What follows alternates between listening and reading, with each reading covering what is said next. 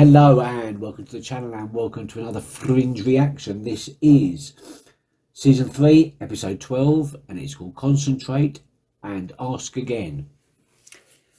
So I've gone back and watched the last 2 episodes to refresh myself. Firefly was I probably said it at the time, I can't remember, but it was an absolute tragic episode, absolutely devastating. The fact that that guy lost his, what was his name, Roscoe. He lost his son because of an accident caused by pretty much the fact that Walter went and got Peter from the other side. Peter exists in this world when he shouldn't. And it has created ripples, as the Observer has said. There is now many different futures happening all at once, and the observers do not know which one is going to come true, which one is going to prevail. So we're in a little bit of a pickle there. And also the observers were heard to say something about Walter was willing to risk his son's life and he'll be willing to risk it again. What does that mean? And in the last episode, we was dealing with the machine. I'm not entirely sure really what was going on in that one. It seems that the machine didn't work because Faux Livia stole that piece of it and took it back to the other side. But as soon as Peter entered the room, it activated and it changed Peter. Walter said it weaponized him. And he was going around killing all the shapeshifters. Which, I mean, killing? Are they actually alive? Deactivating all the shapeshifters. Because as he put it, they're soldiers. They're here to kill us. So yes, he's definitely been weaponized. And also Olivia's been dealing with the aftermath of what happened to her on the other side and the fact that Faux Livia sort of basically took over her life and nobody noticed. And she's having a hard time coping with that. And also her feelings for Peter, which have always been a little bit up in the air. You know, it's not quite platonic, but it's not quite romantic either. And Faux Livia just took it to that romantic level, and now she's like, because they're so much alike. So it's put Olivia in a little bit of a weird place.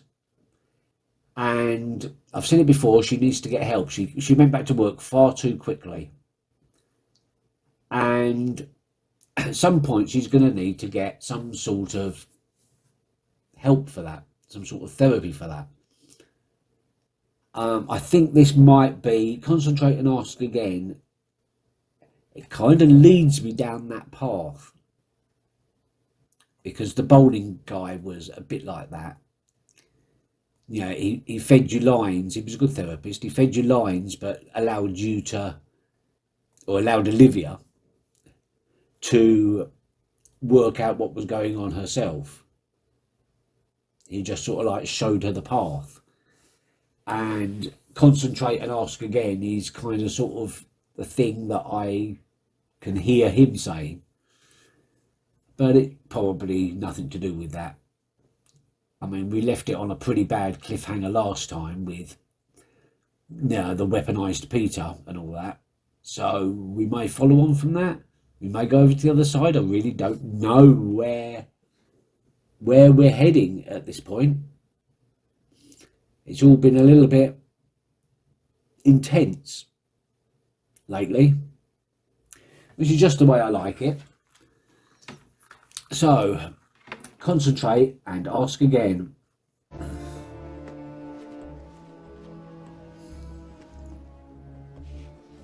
The first people. Oh, in German this You and time. your secrets. So they all say essentially the same thing? Not essentially, precisely, despite being attributed to different authors. Oh, A right. I thought they were fantastical just idea, translations. and I have yet to uncover why William was pursuing it. That being said, It was information in the books that led us directly to the coordinates, where we recovered the pieces of the device. Which makes them impossible to discount. Yeah.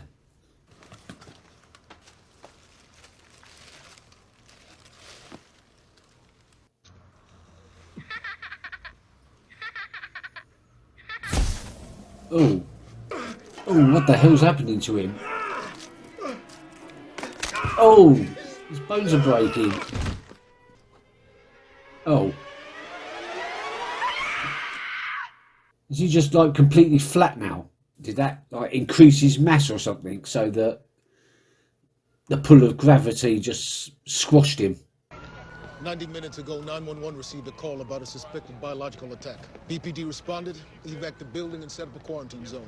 Any casualties? One, Dr. Warren Blake. The victim's reaction doesn't match any known biological or chemical weapon. Why would anyone kill a scientist? What did we ever do? Really? Yeah, really? This is curious. Here, there isn't a single bone left in this man's body. This blue substance seems to be the culprit. Victim must have inhaled it. He just what dissolved his bone. To disintegrate. Ingenious. It destroyed bone matter, but was non-reactive with everything else. The work of a highly proficient chemist, no doubt. Yeah, This was definitely personal. It was his birthday. The yeah. card says from Madison. So who's Madison? I don't know. This was sent to Blake, but there's no return address on it. This guy cured diseases, saved lives. How come all the creeps go after the good guys? Oh, my. What? Billy and I worked on a similar technique in the 70s when we were trying to find a way to vaccinate people without their knowledge. We discontinued the project when Tricky Dicky tried to use our research to develop biological weapons. Do you used to work for President Nixon? Yes. Comfortable. His name is Aaron Downey. He doesn't have a criminal record, he has a military one. So he used his clearance to get access to the powder. It's not likely. He's been out of the service for 4 years. Okay, what's his last known address? So what? So he must be part of something bigger. Someone else is smuggling it. Still hot. We just missed him. So who is she? She was obviously important to him. Maybe she knows where he is. Military ordnance is serialized. The serial numbers have been filed down. So, where are the other three? He's here! Freeze! Freeze, FBI! Well, you stop now. So, what are the chances that he'll gain consciousness? We just don't know. The brain damage is substantial. May I see his medical chart? Sure. If he does come out of the coma, he won't be able to talk or swallow or even breathe without a machine. Okay, thank you, Doctor. There's still neural activity in the cerebrum. Low levels, but it's there. I may know a way to question the suspect. The woman in the photos at Downey's house, it's his ex-wife. She agreed to come in and talk to us. He's thinking about the ethical implications, maybe? No. We found his body yesterday. Do you know him? He finally did it. He said he was going to kill him. I just never took him seriously. Aaron left the Marines to do some private contractor work. The money was really good. I mean, I got pregnant and we bought a house.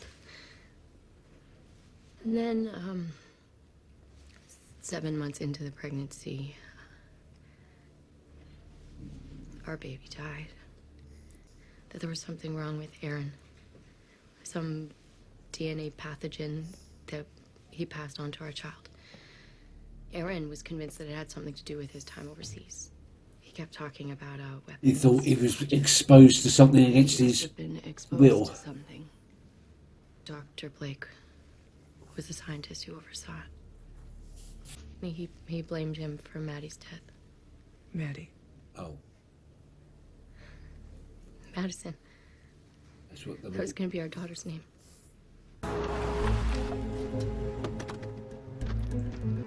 I don't think this guy's big on company. Probably because he can still read minds. Someone who can read minds would want relative isolation for most of the time, especially if he can't control it. Hello? Hello. Walter. He needs to go to the You don't have to be toilet. so nervous. We don't even think he's home. I'm not nervous. It was a long car trip. Yes, I know who you are. No, I wouldn't call it wonderful at all. Bacon, unicorns. You need to leave. Put your gun down. How many more, Walter? How many more are gonna come crawling out of the woodwork? Oh, hundreds, I reckon. Dealing with our capabilities can sometimes be difficult, but they can also help people. We need you to help with an investigation. We need you to read a suspect's mind. No, I don't think so. Please, Simon, come back to Boston with me. A Oh, city yeah, I the forgot size about of that. Boston, you gotta be joking. All those thoughts, they're like millions of needles in my brain. I'm sorry, there's gotta be another way. Look, I know what I'm asking of you, but Simon, I'm afraid that if you don't help us, more people Yeah, you will can't. die. You can't bring the guy to him.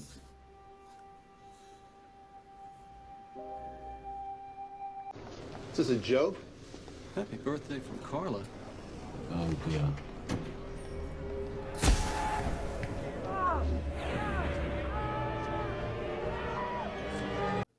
That was only supposed to get one of them, wasn't it? We should think of a backup plan. You got any ideas? You mean they've come this far without a backup plan?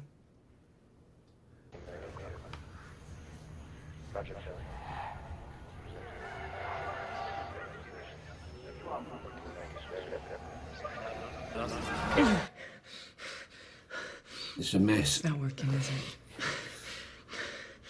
Maybe if you ask him a question. Can you hear me talking to you? There's something wrong with the baby.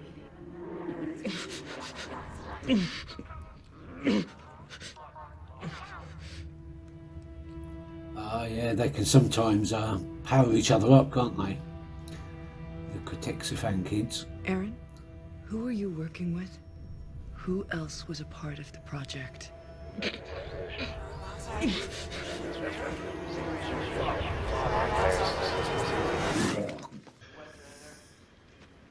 Jeez. The vest would allow them to spread the powder themselves. Yeah, in large quantities. Yeah, that seems more of a terrorist attack than an Three assassination. guys in an elevator. And then there's this. Looks like a map of their next target, right? Maybe an overhead view? When Simon was reading down his mind, didn't he say he saw the image of the name Mary Ann? Yeah, why? Because I think I just found her. That's the Fine Arts Museum.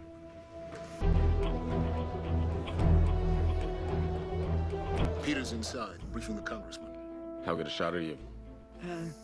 I'm okay. Why? If either of those two guys have a hand trigger, you only get one shot. Put it through the mouth to sever the spinal cord. That way the suspects won't have a chance to detonate. This is not a threat. I've already seen what these guys are capable of, and everyone here is at risk, so you keep him in the back.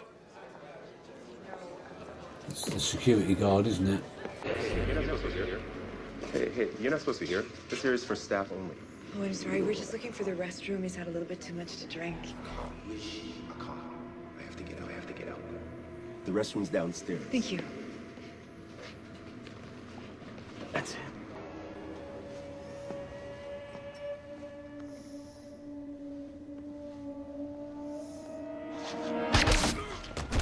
Nice one. Damn it. Suspect one's down, but he's not wearing a vest. The other suspect must be carrying the toxin. So who's the other one then? I assume they've both come as wait staff. I'm looking for my wife. I think she went out onto the balcony. Yeah, you need to use a different exit.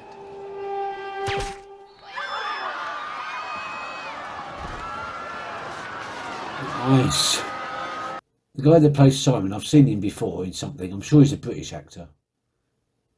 I can't think of who he is though.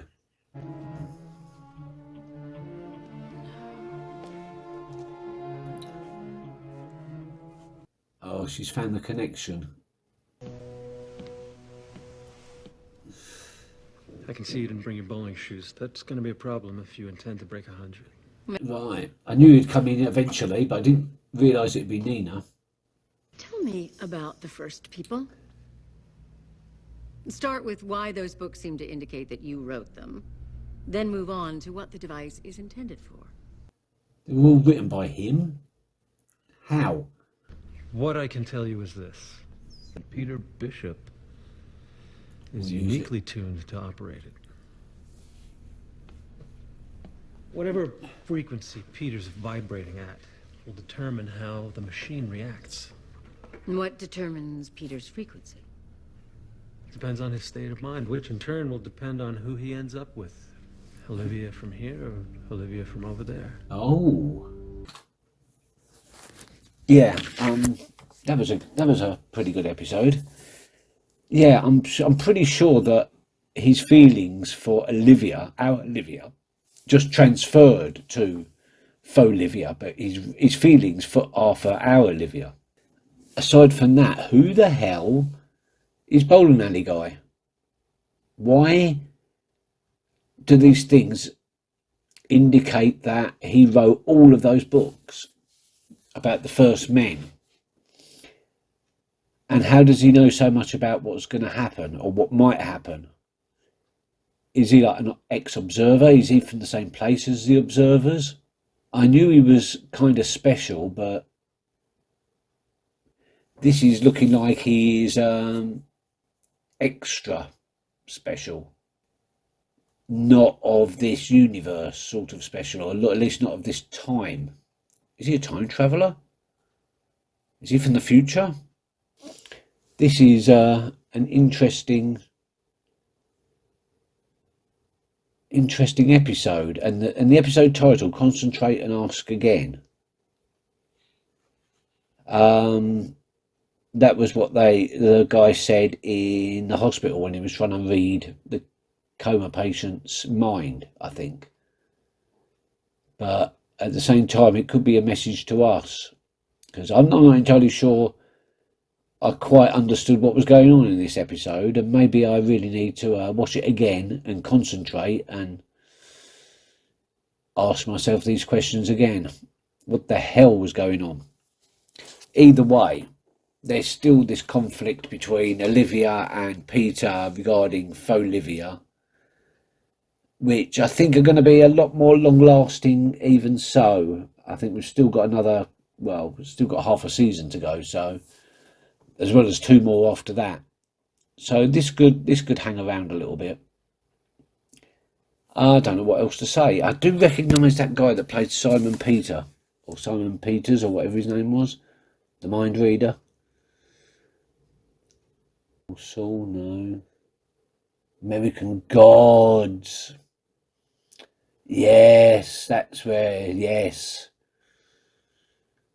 He played the guy that was in love with the Djinn in American Gods, season 1.